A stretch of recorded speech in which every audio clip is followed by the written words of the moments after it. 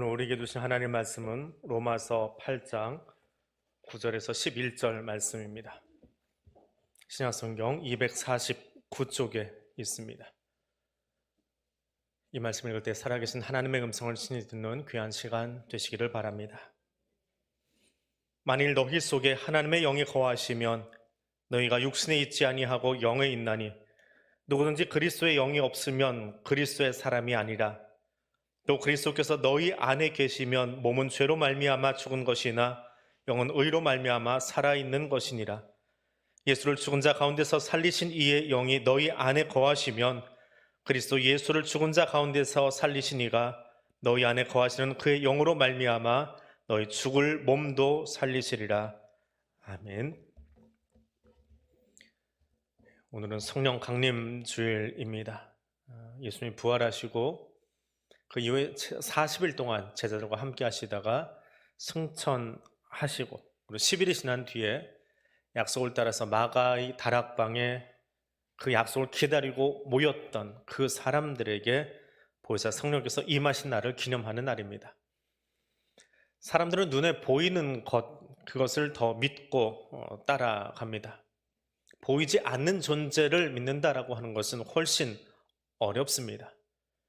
반면에 그리스도인은 보이는 것이 전부가 아니라 보이지 않는 영원함을 추구하며 또 하나님을 알아가는데 그것을 깨닫게 하시는 분이 성령 하나님이십니다. 이 시간 보혜사 성령께서 이 자리에 임재하셔서 말씀을 전하는 종과 또 듣는 여러분 가운데 함께 해주시기를 원합니다. 성령의 역사는 늘 현재형입니다. 2000년 마가의 다락방에 임재하셨던 그 성령 하나님, 그리고 50여 년 전에 태중에 저를 만나주셨던 그 하나님, 그리고 오늘 누군가 처음 예수의 이름을 듣고 또 하나님 앞에 나오게 되는 새 가족에게까지도 성령님은 늘 현재형으로 일하십니다. 성령 하나님의 역사는 과거의 역사, 과거형이 될 수 없습니다. 오늘, 지금 이 시간에도 함께 하십니다. 지난주 설교 마지막에 안토니 콜린스라고 하는 분의 이야기를 잠깐 들려드렸습니다. 교회 앞에서 만난 한 성도를 통해서 신앙을 배웠다라고 말하는데 그 성도가 했던 말이지요. 혹 기억하시는지 모르겠습니다. 하나님은 저 하늘도 수용 못할 만큼 큽니다. 그리고 내 심장에도 들어와 계실 만큼 작은 분입니다. 이 하나님이 어떤 하나님이요? 성령 하나님이십니다. 오늘 말씀의 제목처럼 우리 안에 계신 성령 하나님이십니다. 하나님이 어떤 분인가요? 성경에서 가장 먼저 고백하는 하나님은 창조의 하나님이십니다. 창세기 1장 1절에서 태초에 하나님이 천지를 창조하시니라 고백합니다.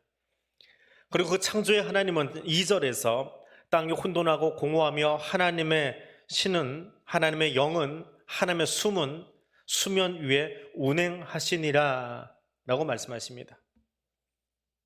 우리말로 운행한다 라고 번역을 해놓으니까 버스 운행하는 것처럼 한자어도 그렇게 되어 있고요. 의미가 그렇게 귀에 들어옵니다. 근데 히브리어 단어는 그런 의미가 아니라 알을 품다, 날개치다, 움직이다 라는 의미를 가지고 있습니다. 어떤 의미라고요? 하나님의 영이 알을 품듯 우주를 품고 계신다. 마치 암탉이 알을 품고 날개로 그 알들을 보호하면서 발로 살살 그 알을 굴려가는 것처럼 날개로 창조하기 위한 그 모든 우주를, 전 우주를 성령 하나님이, 하나님의 영이 품고 계신다라고 하는 그 말, 그것이 운행한다라고 하는 말입니다. 이걸 어떻게 설명을 할 수가 없어서 히브리어 단어가 굉장히 의미가 깊다 보니까 다른 나라 언어로 바꾸는 것이 굉장히 어렵습니다. 영어 성경은 호버링이라고 번역을 해놨습니다. 호버링이 뭔지 아시지요? 헬기가 땅에 내려오지 않고 위에서 정지 상태로 날개를 계속 돌리고 있는 그 상태를 호버링 한다라고 표현합니다. 하나님의 영이 온 우주를 붙잡은 게 아니라 살짝 감싸면서 창조가 일어나도록 돕고, 성령 하나님은 그렇게 돕고 계시고 성부 하나님은 거기에 말씀으로 세계를 질서 있게 창조하신다라고 하는 겁니다. 하나님이 어떤 분이요? 창세기에서 하나님은 창조하시는 하나님이지만 얼마나 크신 분인지를 묘사하고 있습니다. 그 날개를 펴셔서, 그 사랑의 손을 펴셔서 온 우주를 감싸면서 성부 하나님의 창조사에게 함께 하신다라고 적고 있습니다. 우주가 얼마나 큰가요? 천문학 이론에서 우리가 관측 가능한 우주의 크기, 우리가 관측 가능한, 그럼 빛이 와야 관측이 되는 거거든요. 관측 가능한 우주의 크기를 이론적으로, 실제로 거기까지 관측했다는 건 아니랍니다. 이론적으로 465억 광년까지 본답니다. 빛이 465억 년 동안 날아간 거리에서 온 것을 우리가 볼 수 있대요. 한쪽으로 465억, 다른 쪽으로 465억이니까 직경이 약 930억 광년쯤 되는 게 우주의 크기라는 거예요. 근데 그것은 이론적으로 우리가 볼 수 있는 우주의 크기이지, 천문학에서는 그 바깥에도 우주가 있대요. 지금 이 우주가 계속 팽창하고 있기 때문에. 그러니까 3차원의 우리 사고로는 이해할 수 없는 우주의 크기입니다. 근데 하나님은 어떤 분이요?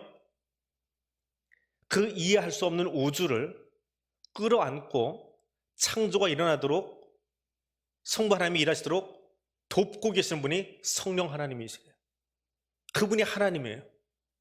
창세기 1장 2절은 하나님의 존재가 얼마나 큰지를 그 한 문장으로 우리에게 들려주고 있습니다. 근데 그렇게 크신 하나님이 어디 계십니까? 지금 좁디 좁은 내 안에 들어와 계십니다. 솔로몬은 성전을 짓고 나서 이렇게 고백합니다. 하나님이 참으로 땅에 거하시리이까 하늘과 하늘들의 하늘이라도 주를 용납하지 못하겠거든 하물며 내가 건축한 이 성전이오리이까. 그 웅장한 솔로몬 성전도, 우리 교회하고는 비교할 수 없는 그 웅장한 솔로몬 성전도 하나님에게 여기 와 계십시오라고 말할 수 없을 만큼 크다라고 이야기합니다. 근데 그 크신 하나님이 내 안에 들어와 계십니다. 온 우주를 감싸면서 창조하시는 하나님이 내 안에 들어와 계심은 분명 놀라운 사건입니다. 그런데 보다 더 내 안에 계신다라고 하는 이 말에 보다 더 분명한 의미는 나와 관계하시는 하나님이십니다. 나와 하나님 아버지와 자녀의 관계로, 나의 주인과 그 백성의 관계로, 교회 머리 되시면서 우리들 한 사람 한 사람이 교회 지체로 살아갈 수 있도록 관계하게 해주시는 그 하나님을 말하는 것이 하나님 안에, 하나님이 내 안에라고 하는 그 말입니다.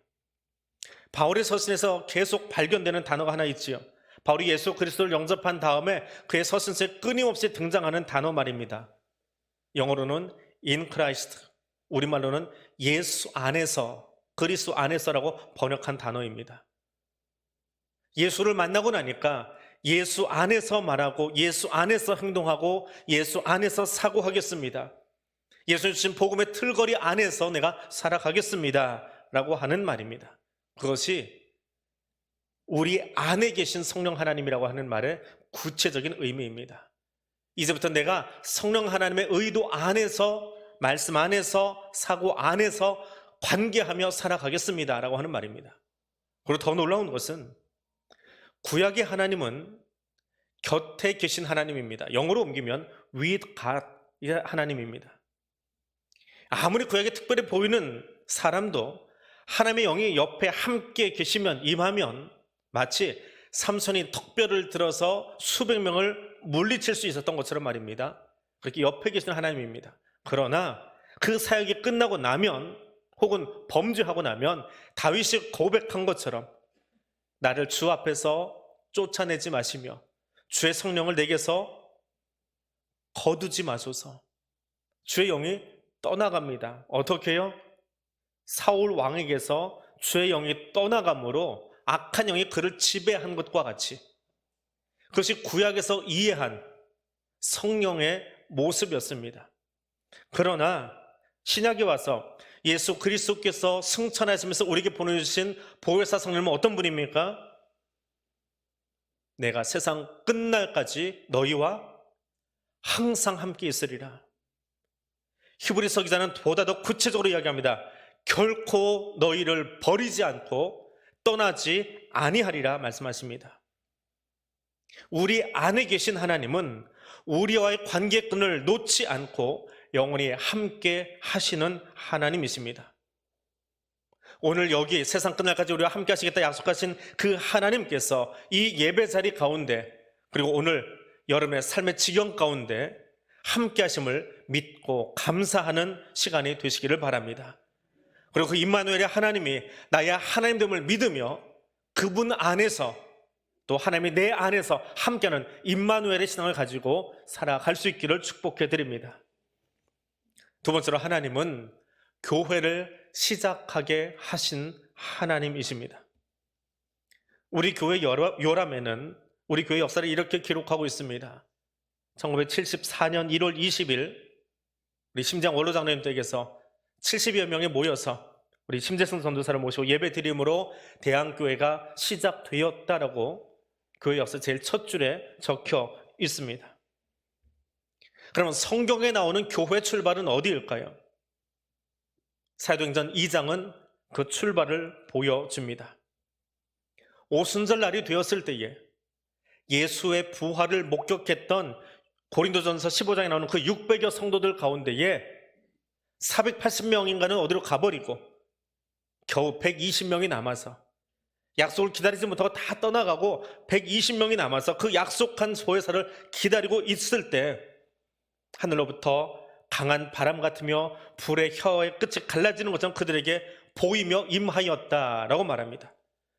그리고 그렇게 성령을 받은 그들은, 그 120명은 성령의 충만함을 입어서 각각 다른 언어로 말하기를 시작합니다.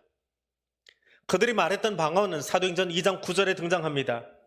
바데, 메데, 엘람, 메소보다미아, 유대, 갑바도기아, 또 본도, 소아시아, 부르기아, 그리고 여러 지방에 사는, 각의 지방을 사는 로마로부터 온 나그네 여행객들, 곧 유대인 혹은 유대교에 들어왔던 사람들, 그들의 언어로 동시통역이 일어나면서 베드로의 설교를 옮겼다라고 말합니다. 성령께서 마가의 다락방에 모였던 사람들에게 동시통역대하고 나온 것도 아닌데 갑자기 통역의 은사를 주셨어요. 베드로가 설교할 때 그것을 다 통역할 수 있게 하셨습니다. 어떤 내용을요?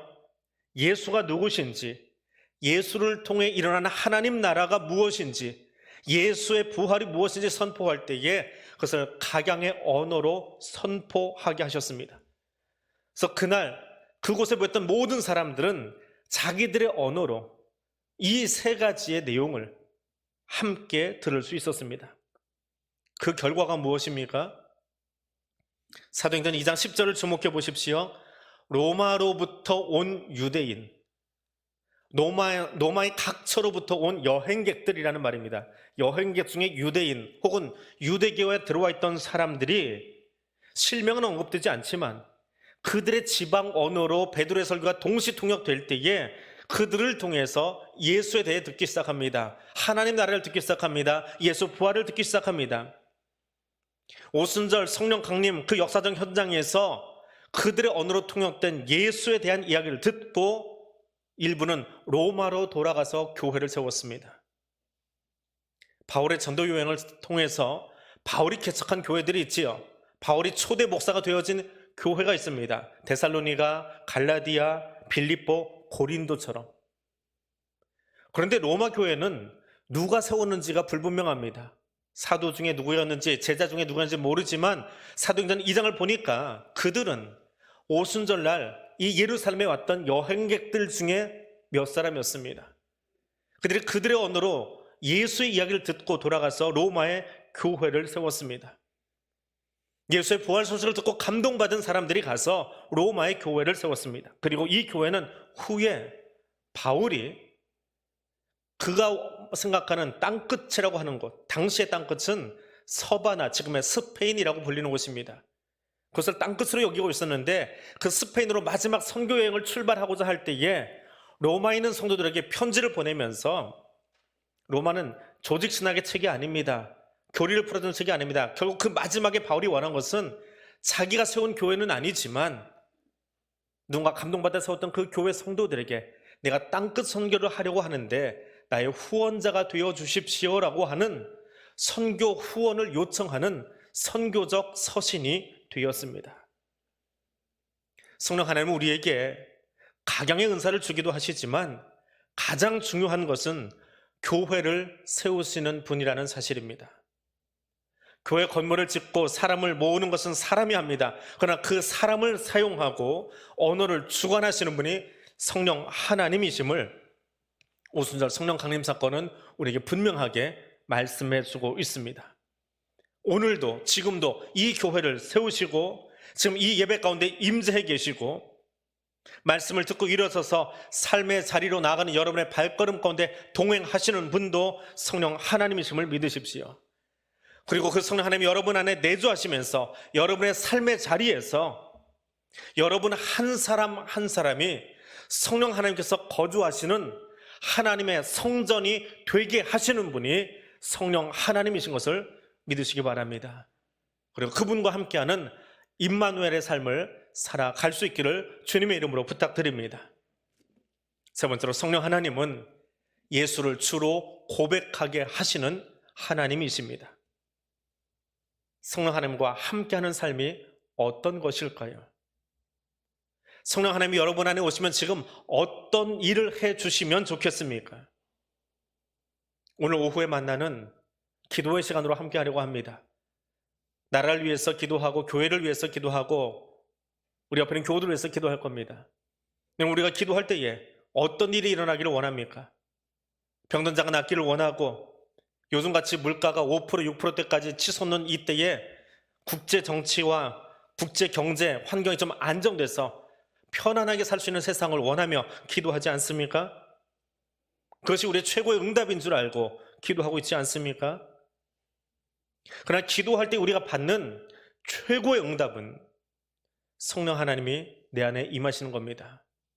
그래서 내가 마땅히 무엇을 기도해야 될지를 그분이 가르쳐 주시고 말하게 해주고 그 하나님이 내게 응답해 주시는 겁니다. 왜냐하면 그 하나님이 내게 임하시면 나와 함께 하시면 내 인생이 달라지기 때문에 그렇습니다.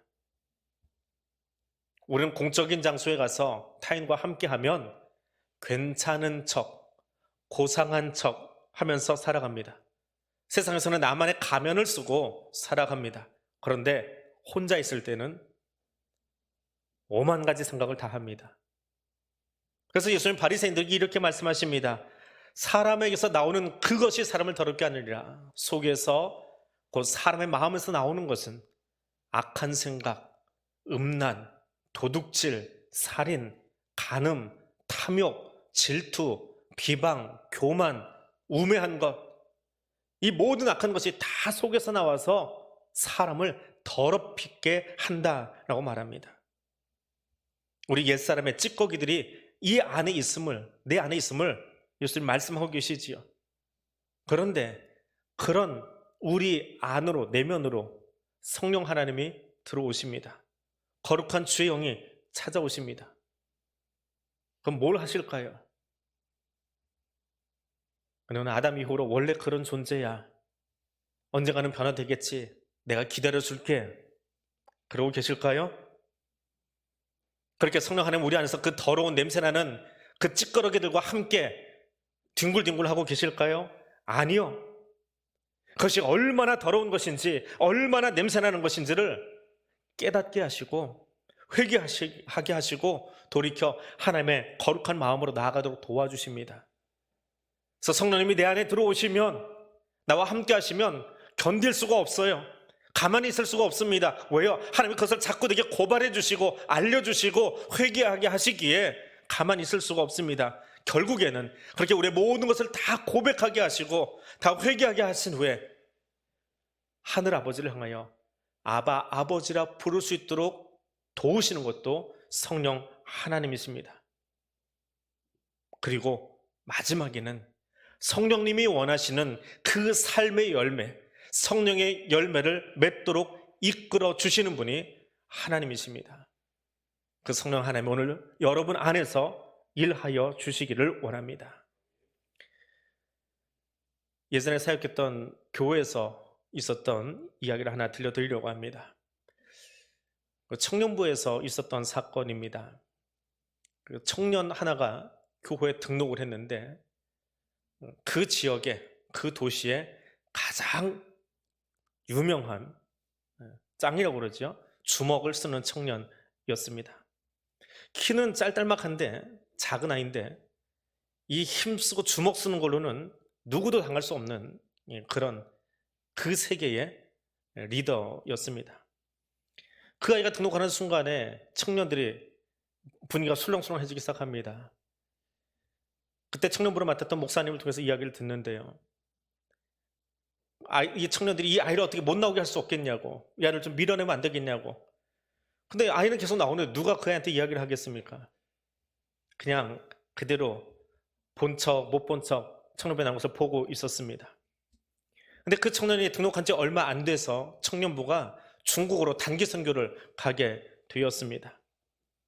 근데 아직 교회가 무엇인지 예수가 무엇인지 알지 못하는 이 청년이 외국 간다니까.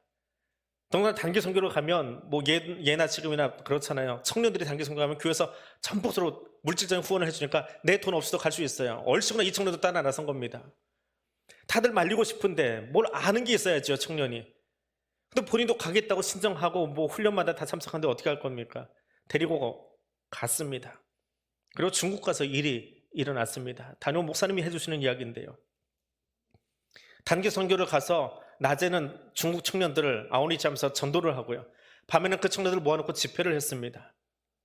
저녁 시간 집회를 하는데 중국 청년들은 다 무릎 꿇고 말씀을 듣고 기도하는 시간이 되었습니다. 그때 목사님이 우리가 데리고 갔던 그 교회 청년들, 한국 청년들에게 그 중국 청년들 머리에 어깨에 손을 얹고 같이 기도하자라고 했습니다.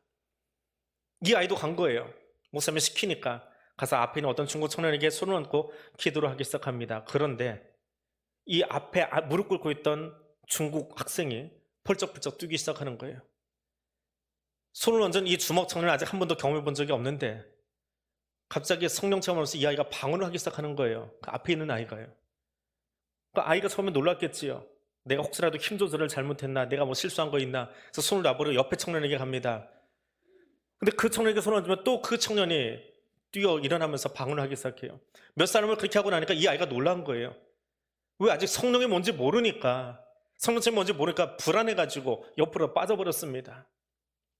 집회가 끝나고 목사님이 그 청년을 붙들고 이야기를 해 주었습니다. 예수가 누구신지.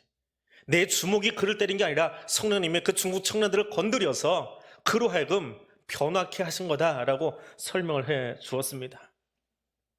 귀국한 이후에 청년이 변하기 시작합니다. 자기 주먹은 자기가 관리할 수 있잖아요. 근데 자기도 어쩔 수 없는 더 강력한 힘에 이끌려서 일어났던 그날 중국 땅에서의 일 때문에 이 아이가 변화되기 시작합니다. 그리고 얼마 후에 교회에서 세례식을 베풀게 되었습니다. 아이도 세례를 받겠노라고 신청을 합니다. 그날 그 아이의 아버지가 세례받기 전날이에요. 야구방망이를 들고 교육자실로 들어왔습니다. 한바탕 뒤집어 엎었고요. 그리고 하는 이야기입니다. 쌍욕을 하면서요, 어떤 놈이 내 아들 꼬드겨서 내 제사밥 다 훔쳐갔냐고, 내 제사상 못 받아 먹게 하냐고, 그러면서 소리를 지르다가 아들을 끌고 나가 버렸습니다. 아이는 그 시간에 세례를 받지 못했어요. 6개월이 지났습니다. 또 가을이 돼서 세례식을 집례하게 되었습니다. 아버지는 아들을 가폭으로, 가정폭력으로 두드려 패서 집에다 가둬놓고 문을 잠궈버렸습니다. 그런데 이 아이가 두 번째 세례받는 그날, 그 아이에게 두 번째 기회지요. 창문을 열고 탈출해서 교회로 왔습니다. 머리는 이리저리 깎였고요, 온몸은 멍투성인데 세례를 받겠다고 하고 세례를 결국 받았습니다. 그 다음이 문제지요. 그 아버지를 한번 만났던 교육자들은 이제 어떻게 해야 되나, 세례까지는 이 아이가 원하니까 주었는데 우리 이제 어쩌나, 그 아버지 오시면 어떻게 해야 되나. 아이나 다를까 아버지가 교회로 들어왔습니다. 교육자 문을 부수듯 열고 들어왔습니다. 그리고 어떻게 했을까요? 청년부 목사를 찾던 그 아버지, 그렇게 소리 질렀습니다. 어차피 제사밥 못 얻어먹는 거, 내 아들이 믿는 예수 나도 믿을 테니까 그게 누군지 나한테 가르쳐달라고. 그날을 잊지 못합니다. 누가 했습니까? 누가 교회를 세웁니까? 누가 사람을 바꿉니까?